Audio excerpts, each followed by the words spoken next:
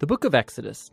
In the first video, we explored chapters 1 through 18, which tell the foundational story of how God rescued the enslaved Israelites by confronting and defeating Pharaoh, while offering a way of escape through the blood of the Passover lamb. God then delivered his people by bringing them through the waters of the sea and then into the wilderness, where, surprisingly, they grumbled and complained.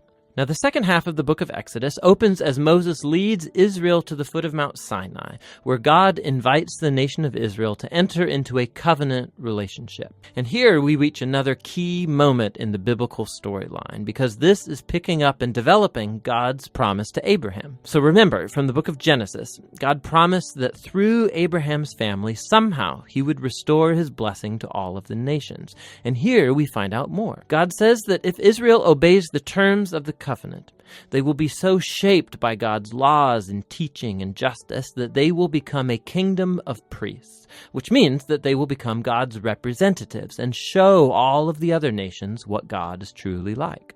Now, the people of Israel eagerly accept the offer, and so God's presence appears right on the top of Mount Sinai in the form of cloud and lightning and thunder.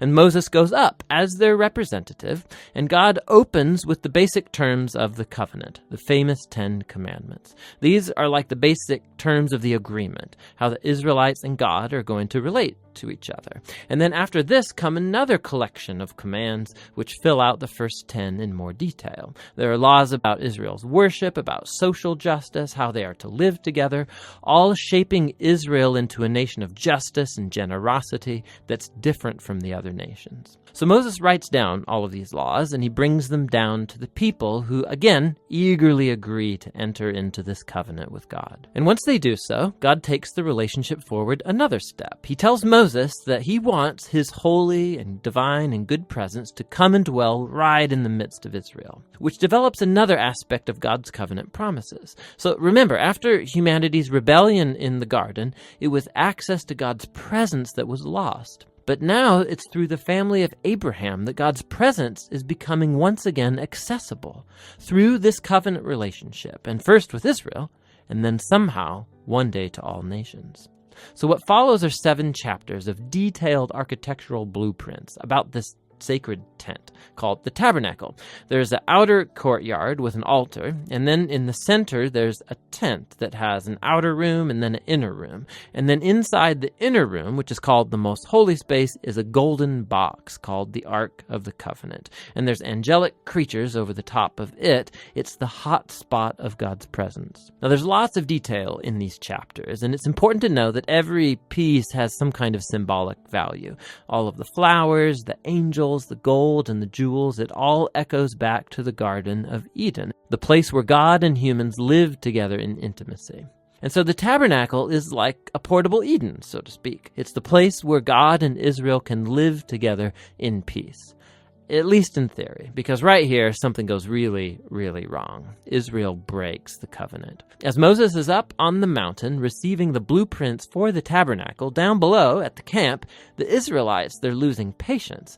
And so they ask Moses' brother Aaron to make for them a golden calf idol so they can worship it as the God who saved them out of slavery in Egypt. Now God's presence, it's right there on top of the mountain. They can see it. But here they are below, breaking the first 2 commands of the covenant they just agreed to. No other gods and no idols. Now what follows is really important. God knows what's happening down below. And so he first invites Moses into his own anger and pain. And he tells Moses what he wants to do, just to wipe Israel out. But Moses intercedes by appealing to God's character. He says, first of all, destroying Israel would be going back on your covenant promises to Abraham.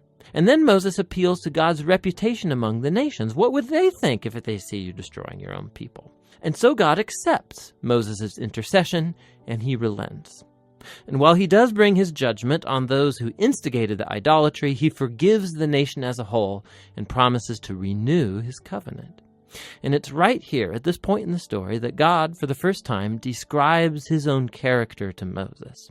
He says, the Lord is merciful, he's gracious, he's slow to anger, abounding in covenant faithfulness. He forgives sin, but he will not leave the wicked unpunished. So we have this tension. God is full of mercy, but also he must deal with evil if he claims to be good.